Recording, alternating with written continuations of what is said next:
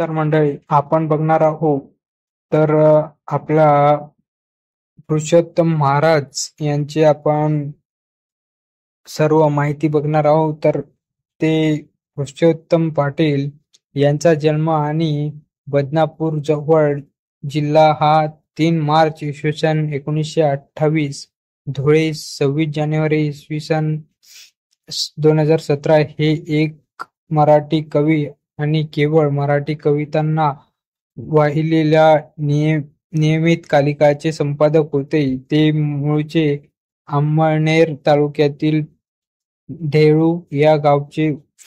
त्यांचे वडील प्राथमिक शिक्षक होते आणि नंतरच पुरुषोत्तम पाटलाचे 7वी पर्यंतचे शिक्षण बदनापूर या गावी आणि त्यानंतरचे अंमळनेरच्या प्रताप हायस्कूलमध्ये झाले होते. याच काळात त्यांनी कविता लिहिण्यास सुरुवात केली. त्यापुढे कॉलेजला शिक्षणासाठी पुण्यात आल्यावर तेथेच समृद्ध वाङ्मयाची संस्कृतीमुळे त्यांच्या काव्यलेखनात अनुकूल वातावरण लाभले. फाल्गुनस आणि कॉलेजात असताना पाटलांच्या कवितेत सत्यकथांमधून प्रसिद्ध होऊ लागल्या. त्यांनी पुढेच जलशक्तीमध्ये उपसंपादक म्हणून काम केले. त्यानंतर जळगाव जिल्ह्यातील चिंचोली हातोड येथील शाळेच्या मुख्याध्यापकाची जबाबदारी स्वीकारली. कला शाखेची पदवी घेतल्यानंतर ते 1961 मध्ये धुळे येथील श्री शिवाजी विद्यालय प्रसारक संस्थेच्या महाविद्यालयात मराठीचे प्राध्यापक झाले आणि कवयित्रिका आणि सरिता पदकी या महाविद्यालयात शिकत असताना पुरुषोत्तम महाराज पाटील यांचे सहाध्यायी होते आणि सरिता बाईंच्या कविता पुरुषोत्तम पाटलांनी याची वास्तव आणि उतरवून काढून साहित्य अभिरुची आणि सत्यकथा या 3 प्रतिष्ठ नियतकालिकांकडे पाठवल्या होत्या आणि त्या तिन्हीकडेही प्रसिद्ध झाल्या आणि सरिता पदकी या साहित्य वर्तुळात थोडे स्थान मिळाले. मात्र त्या वेळापर्यंत पाटलांनी आपल्या कविता प्रसिद्धीला दिल्या नव्हत्या आणि नंतरच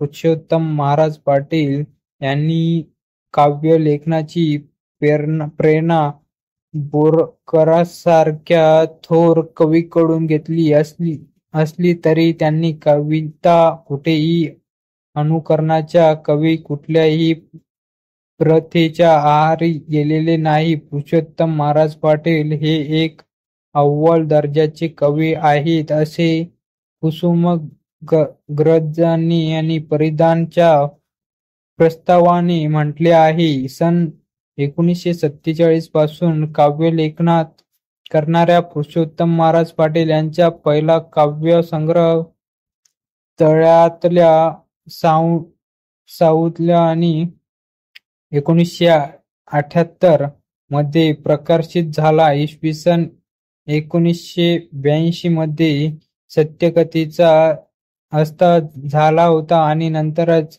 काही वेळा साहित्य या विषयाला वाहिलेल्या लघु नियतकालिकाने फार मोठा पल्ला गाठू शकली नव्हती. ते जाणून पुरुषोत्तम महाराज पाटील यांनी केशव बोरकर यांच्या स्मरणार्थ काव्यविचार आणि काव्यसंहिता व कवी विस्मरण आणि याच वेळी केवळ वाहिलेली एक कविता प्रीती नावाचे द्वैमासिक सुरू केली आणि नियतकालिकाचा पहिला अंक आणि धुळ्याहून 30 नोव्हेंबर 1985 रोजी प्रसिद्ध झाला.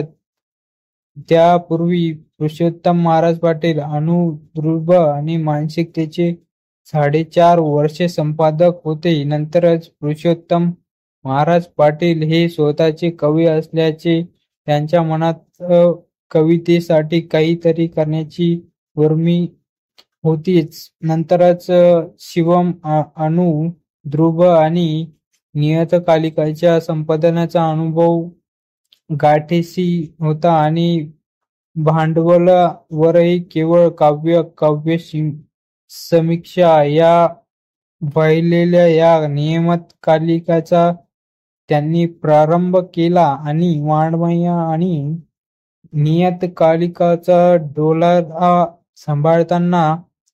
सांभाळताना करावी लागली आणि सर्व प्रकारची कसरत ते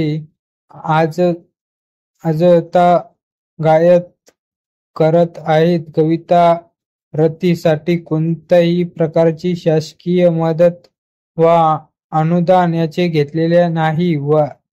वर्गणीदार आणि असंख्य हितचिंतक आणि बळावर हे नियतकालिक सुरू आहे. इसवी सन 2015 अनेक वर्तमानपत्रातून पाटलांची साहित्यिक आणि समाजक विषयावर लेखन लिहिलेले आहेत आणि भारतीय मराठी साहित्य महामंडळ आणि महाराष्ट्र राज्य साहित्य संस्कृती मंडळ यांचे ते सदस्य होते. नंतरच कविता रतीची सूची संपादक सत्यकथा, महाराष्ट्र साहित्य पत्रिका, स्मितदर्श आणि वाङ्मय नियतकालिकेप्रमाणेच कविता रतीत प्रसिद्ध झालेल्या मजकुरात